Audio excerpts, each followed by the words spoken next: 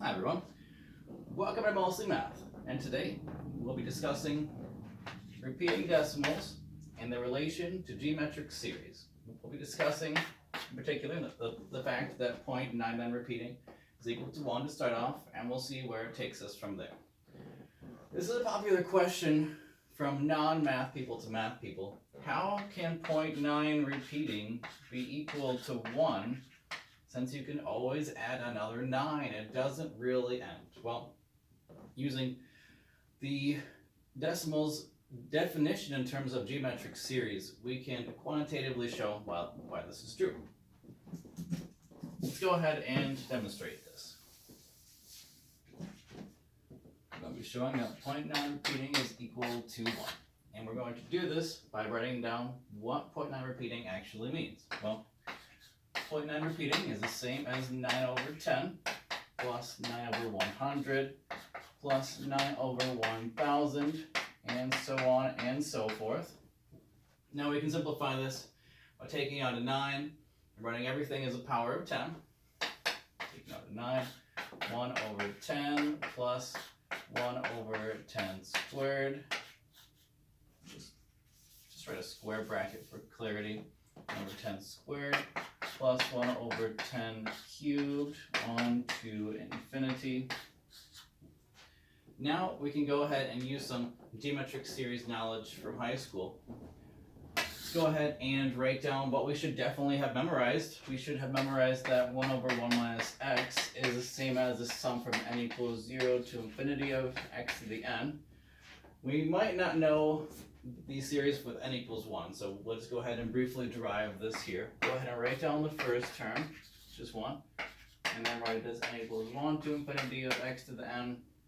We can then clearly see sum from n equals 1 to infinity. N equals 1 to infinity of x to the n is equal to 1 over 1 minus x minus 1, which is, after multiplying this 1 top and bottom by 1 minus x, 1 minus 1 minus x over 1 minus x. Simplifying, we get some cancellation of the 1's. Minus minus is plus. X over 1 minus x. So we will in fact be using this formula in evaluating the sums. So it's the same thing as 9. Here, x is going to be 1/10, since it's the common ratio. 1/10 by 1 minus 1/10. Well, we could write this denominator here as 10 tenths minus 1/10, which is the same as 10 minus 9. 10 tenths minus 1/10 is 9/10, right? So we do 9 times 1 over 10th times 10 over 9, and we get the 10's cancel, 9's cancel, and it's going to be equal to 1. So now we've shown that 0.9 repeating is indeed equal to 1. Great. We can celebrate. We have now convinced our math friends that this is true. But as mathematicians, or just math enthusiasts, we might wonder how we can generalize this argument to cover 0.2 repeating and 0.3 repeating, which everyone pretty much knows is the same as 1/3 from shopping at a supermarket and so forth. Well, it's actually pretty easily generalizable. We just replace the 9 by this step with d, where d is in between 1 and 9, just a digit. So that gives us point d repeating is the same as d, 1 over 10, 1 minus 1/10, which is not 9 this time, but d.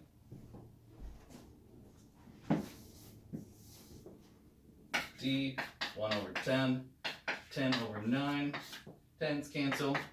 D over 9, maybe a result that we might not have expected. And now we can go ahead and celebrate by writing a nice little chart here.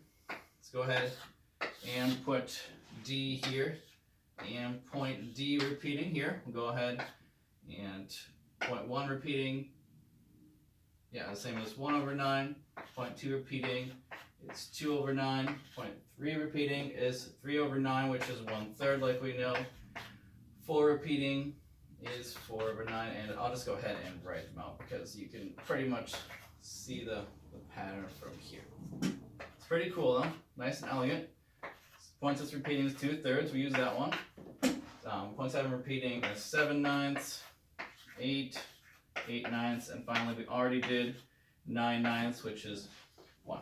That's cool. Okay, so now we have all the repeating digits from 1 to 9. Excellent.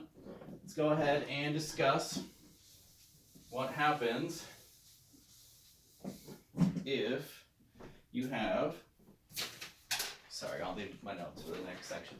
You have more than one repeating digit. Let's go ahead and discuss point AB repeating, where A and B are in between 1 and 9. Well, we'll go ahead and write down what this means from before. So we got A over 10 plus B over 100 plus A over 1,000 plus B over 10,000, etc. Have to write a few more terms to see the pattern this time. Go ahead and factor out A's and B's and write everything in powers of 10. So 10, this is 10 to the 1. This is 10 cubed. And this goes on forever. And we got factoring out B, 1 over 10 squared. This one's 1 over 10 fourth. Goes on forever. You can clearly see that the A series contains only the odd terms. B series contains only the even terms. Go ahead and write this out as a geometric series that we can evaluate.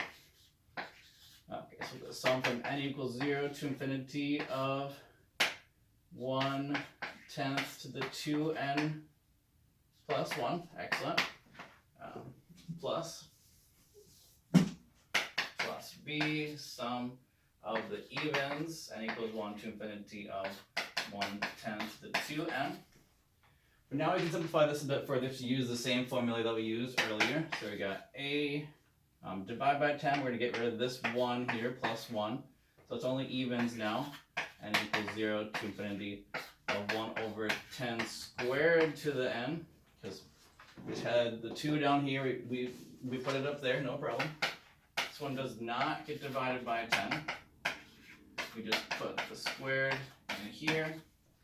Now we can use the formula that we used earlier, just for convenience. We'll go ahead and write them down here.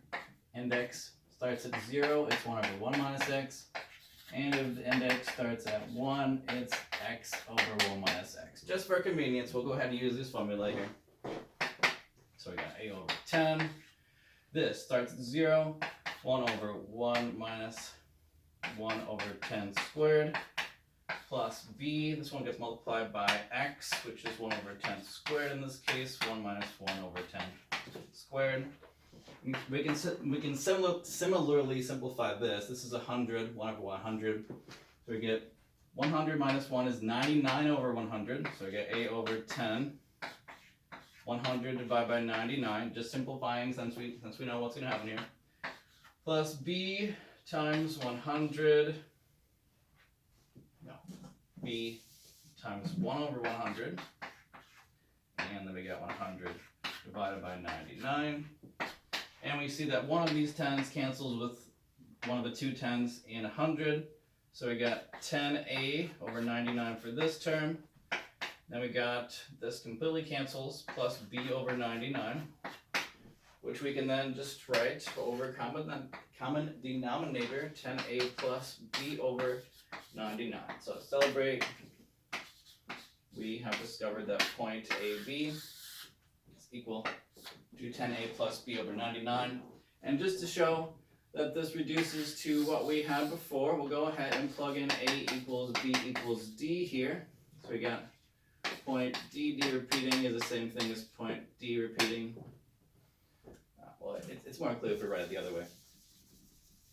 So we want to show, we want to investigate point d repeating.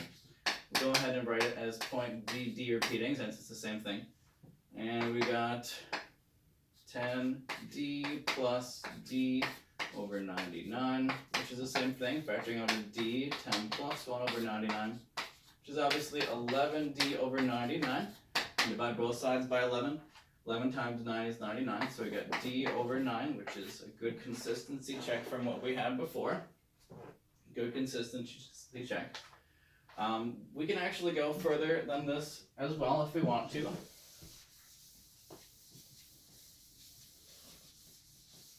using a similar argument, we can actually show that if we have capital N of these things,